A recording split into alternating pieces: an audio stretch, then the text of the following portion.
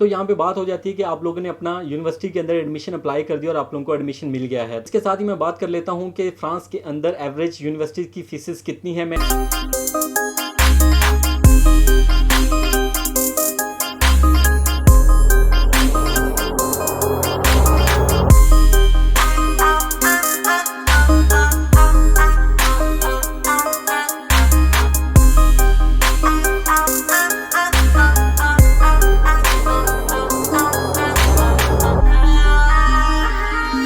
अस्सलामुअलैकुम, आप सब लोगों को एक बार फिर माही व्लॉग पे एक न्यू वीडियो के साथ खुश आमदीद कहता हूं। तो मैंने आज सोचा है कि आपको स्पेन के साथ साथ अब दूसरे कंट्रीज़ के बारे में भी बताया जाए, क्योंकि कुछ लोग जो लोग स्पेन का वीज़ा प्रोसेस नहीं कर पा रहे या वो लोग स्पेन नहीं आना चाहते, तो उनके लिए दूसरे ऑप्शंस भी अवेलेबल हों।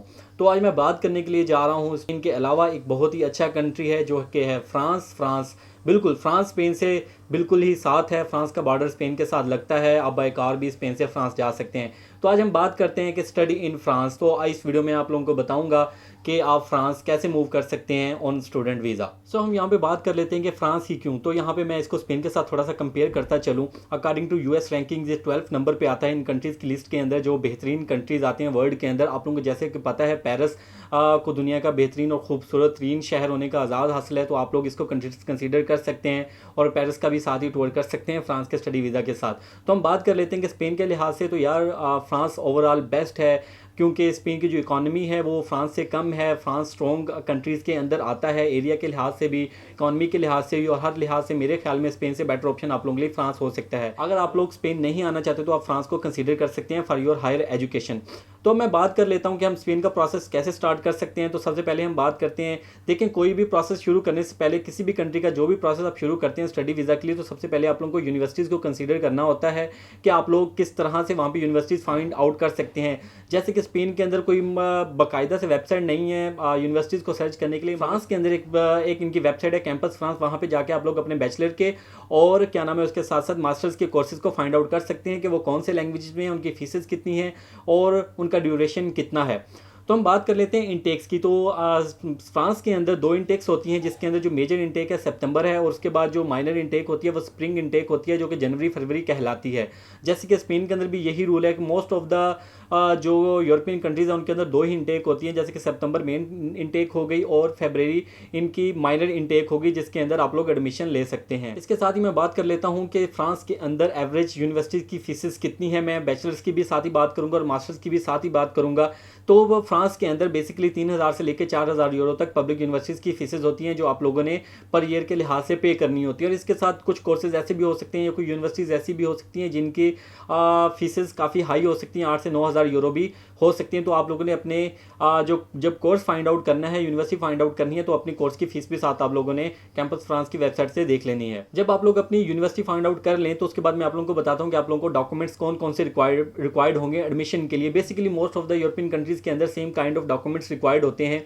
सबसे पहले हम बात कर लेते हैं सीवी की, उसके बाद आ जाता है हमारा पासपोर्ट, जो कि मोस्ट इंपॉर्टेंट है। जो आप लोगों की सीवी होनी चाहिए वो यूरो पास होनी चाहिए। एजुकेशनल डॉक्यूमेंट्स में मैट्रिक, एफएससी, बैचलर की डिग्री, बैचलर की ट्रांसक्रिप्ट, जो लोग बैचलर में अप्लाई करना चाहते हैं उनके पास मास्टर और उनके पास मैट्रिक और एफएससी की डिग्रीज या संध होनी चाहिए, और जो लोग मास्टर में अप्लाई करना चाहते हैं उनके पास मैट्रिक, एफएससी एंड बैचलर्स की डिग्री और ट्रांसक्रिप्ट होनी चाहिए। इसके अलावा आपको रिकमेंडेशन लेटर्स चाहिए होते हैं, वो यूनिवर्सिटी पर डिपेंड करता है कि उनको 1 रिकमेंडेशन लेटर चाहिए, 2 चाहिए या 3 चाहिए।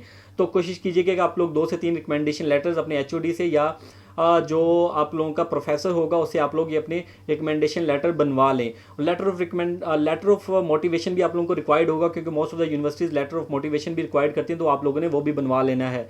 अब बहुत से लोगों का यहाँ पे क्वेश्चन आएगा कि भाई आइट्स रिक्वायर्ड है। देखें अगर आप लोगों का आइट्स है 6 बैंड है, 6.5 है, पीटीए है या कुछ भी है, तो वो भी यहाँ पे फ्रांस के अंदर एक्सेप्टेबल है। अगर आप लोगों के पास आइट्स नहीं है, पीटीए नहीं है, तो आप लोग सिंपली इंग्लिश प्रोफिशिएंसी जो लेटर होता है वो अपनी यूनिवर्सिटी से बनवा के, इस इंस्टीट्यूट से आप लोगों ने लास्ट डिग्री की होती है, वहाँ से आप लोग इंग्लिश प्रोफिशिएंसी लेटर बनवा सकते हैं। तो यहाँ पे बात हो जाती है कि आप लोगों ने अपना यूनिवर्सिटी के अंदर एडमिशन अप्लाई कर दिया और आप लोगों को एडमिशन मिल गया है। तो हम अब बात करते हैं कि आप लोगों को वीज़ा की क्या रिक्वायरमेंट्स होंगी और आप लोगों को फ्रांस का वीज़ा कैसे अप्लाई करना होगा। तो सबसे पहले मैं बात कर लेता हूँ बैंक स्टेटमेंट, जो कि मोस्ट ऑफ द स्टूडेंट्स मुझसे क्वेश्चन करते हैं कि बैंक स्टेटमेंट कितनी होनी चाहिए। देखिए मैं आप लोगों को बताता हूँ कि आप लोगों को कितनी बैंक स्टेटमेंट चाहिए होगी। बेसिकली फ्रांस, इटली और स्पेन के लिए जो बैंक स्टेटमेंट चाहिए होती है वो आपको 35 से 50 लाख की बैंक स्टेटमेंट रिक्वायर्ड होती है। इसके ऊपर भी मेरी एक वीडियो है कि आप लोगों ने अपनी बैंक स्टेटमेंट यूरोप के लिए कैसे तैयार करनी है, वो बैंक स्टेटमेंट की वीडियो आप लोग देख लें और आप लोगों का इससे काफ़ी अच्छा फायदा हो जाएगा। तो हम यहाँ पे एवरेज कह सकते हैं कि 35 से 50 लाख आप लोगों को फ्रांस के लिए बैंक स्टेटमेंट की भी जरूरत होगी। यहाँ पे ब्लॉक अमाउंट की जरूरत नहीं पड़ेगी आप लोगों को। जब आप लोगों का एडमिशन हो जाता है तो उसी के साथ आप लोगों को अपने वीजा के डॉक्यूमेंट्स को तैयार करना होगा। तो मैं आपको बताता चलूँ कि इसके लिए जो बैंक स्टेटमेंट है वो 35 से 50 लाख के